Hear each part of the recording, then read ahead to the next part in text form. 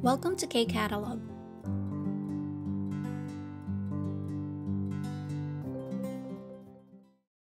Level 3, Unit 12 na tayo, page 155 and 156 ng textbook yung gagamitin natin sa material natin today. So, ito mo ng page 155. Check natin very quick no, yung pictures dito. So, if manotice nyo, mga naka-handbook no. So, usually, nag-handbook or nagsusuot ng handbook ang mga Koreans during Myeongjol or holiday. So, dito sa questions natin, 어떤 명절이에요? What kind of holiday? Anong klaseng holiday yung meron dito sa picture natin, no? And 이 사람들은 무엇을 하고 있어요? Itong mga tao na nandito, ano ang ginagawa nila? Another one, 여러분은 설날과 추석에 어떻게 지내요? So, ikaw, during 설날 and 추석, ano ang ginagawa mo or paano mo siya ini-spend? How do you spend your 설날 and 추석? So, ito yung dalawang major holiday sa Korea, no? Seollal and Chuseok. Okay, so gamitin natin yung mga vocabulary this time dito sa page 156. So, start tayo. Number 1, 한국에는 어떤 명절이 있어요? So, again, ibig sabihin, what holidays ang meron sa Korea? 명절에 언제이고 명절에 어떤 음식을 먹는지 이야기해보세요. So, pag-usapan daw, talk about the food na kinakain during these holidays and at the same time, kailan, no? So, anong date siya ginaganap and ano yung mga kinakain. So, dito tayo sa first one, we have Seollal.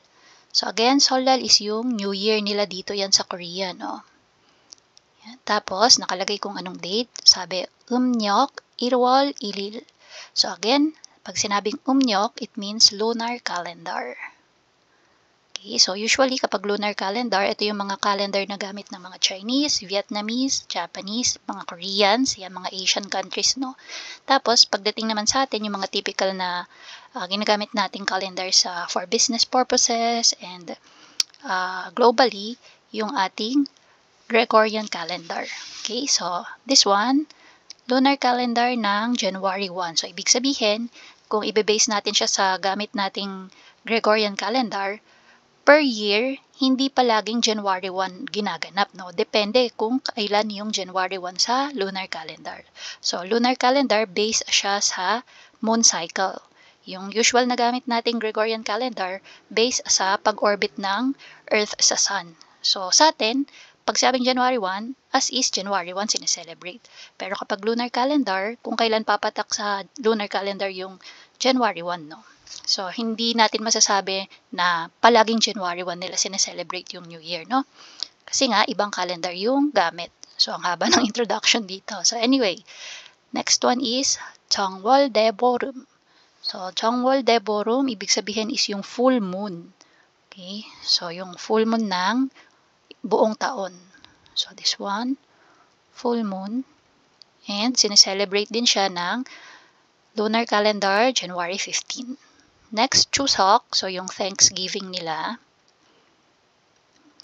Again, lunar calendar ulit ng January 15. And then, Dongji.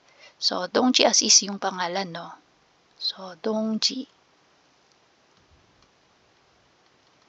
Ayan. So, ito naman, Yangnyok naman siya. So, ito yung Gregorian calendar.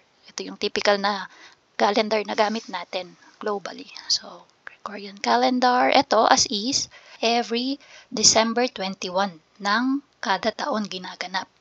Okay? So, yan yung mga holiday dito sa Korea. And then, ito naman yung mga pagkain during these holidays. So, we have Buram. So, yung burom, ang ibig sabihin po niyan is yung mga nuts, no? Kinds of nuts. So, we have yung walnut, peanuts, almonds. So, yung iba't ibang klase ng nuts, no? Kinakain siya during 정월대보름. Okay? So, ang sabi, ibig sabihin daw nung food na yan, pag kinain mo siya on this holiday, 1년 동안 피부병 생기지 않는다. So, sa loob daw ng isang taon, no? For a year, hindi ka magkakaroon ng skin diseases. Okay, so 피부병 means skin disease. Yan, 생기지 않는다. So, hindi ka magkakaroon, no? So, no skin disease for a year. So, ito ay mga paniniwala nila, no? Okay, so next, number 2, patjuk. So, patjuk, ito yung red bean porridge. Yan, red bean porridge. So, yung munggo, no, na kulay pula, na ginawang parang, lugaw siya, no? So, ito, medyo, no, nung unang nakita ko to dito sa Korea, akala ko champurado. So, sabi ko, wow, may champurado sila dito. Nung pagkatikim ko, sobrang, tabang. Kasi, di ba, sa atin, ang champurado, matamis. So, dito, siya, no, wala siyang lasa. So, ginagawa nila, kung gusto mo nagyan ng lasa, binubudburan nila ng asin. Okay, so, pero ako, ang binudbud ko is asukal. Yan. So, anyway, siya ay yung pulang munggo na ginawang, porridge. Okay, so, dito siya kinakain during Dongji. Yan. So, kailan ulit yung Dongji? Yangnyeok, 12월 21일. Okay, so, ang ibig sabihin naman daw pag kumain ka ng Dongji is, ito yan, no? 붉은색이 나쁜 것을 찾는다. So, ibig sabihin, yung kulay pula daw. So, 붉은색, ibig sabihin red, no? Yan, it chases away. Okay? Or parang inaano niya, no? Pinapaalis niya yung mga masasamang elemento or bad spirit or something, no? Yan. So, that's for patjuk during Dongji. Pagkain ng patjuk during Dongji, ibig sabihin, it chases away bad spirits or evil things. Next, number 3. Songpyeon. So, songpyeon yung rice cake nila and kinakain to during Chuseok. So, ibig sabihin nito is 1년 농사에 감사한다. Pagpapasalamat nila sa isang taon ng pag-ani. Okay. Next one, yung natitira, tteokguk. So, during Seollal. So, kinakain siya during New Year and ang ibig sabihin, 건강하게 오래 살기를 기원한다.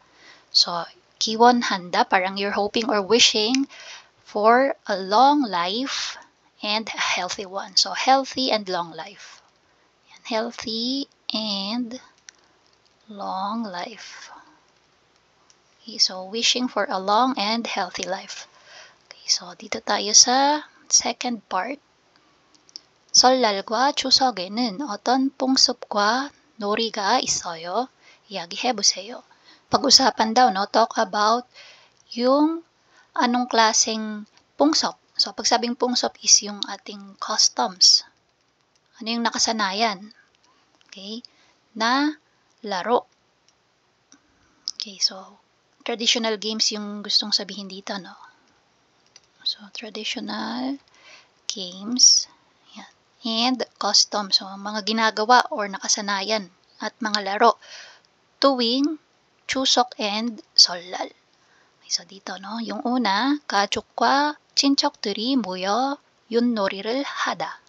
So, kasama yung family and relatives nag-gather together and naglalaro ng 윷놀이. So, again, yung 윷놀이, yung traditional game nila na may ginagamit na 4 na sticks.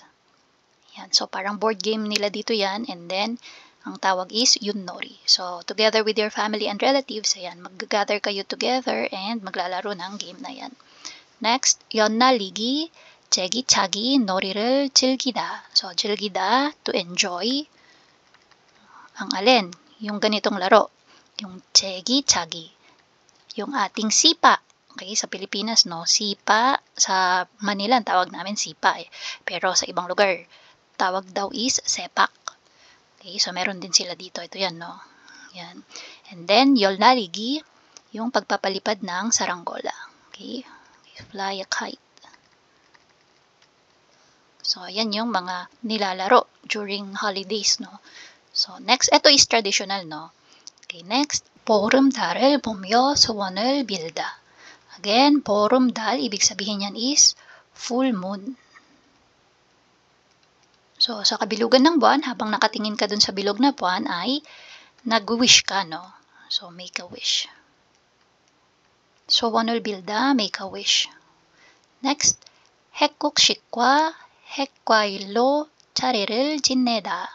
So, sabi, you are celebrating the harvest with new grains and fruits. So, 핵국, ibig sabihin, hekkoksik. So, yung mga grains yan, no? Tapos, yung het dyan means yung bagong, harvest. So, newly harvest grains and newly harvest fruits. Yan. So, 차례를 지내다. So, again, pag sabing 차례를 지내다, ito yung pagsasagawa ng ancestral rites nila or yung paglalagay sa mesa ng, yan nga, no, yung mga newly harvest na grains and fruits, and may mga kasama pang ibang, klase ng pagkain. And nagbabaw, no? Ito is para sa mga namayapa nilang mga, ancestors. Okay, so again, ito ay paraan nila ng pagpapasalamat. So, that's for vocabulary ng Unit 12, Level 3. So, again, about sa holidays, no? Chuseok and Seollal at iba pang holidays na meron sa Korea. And that's it. If you find this video helpful, please hit the like, share, and subscribe button. So I still hope to see you in the upcoming videos, and again, thanks for watching.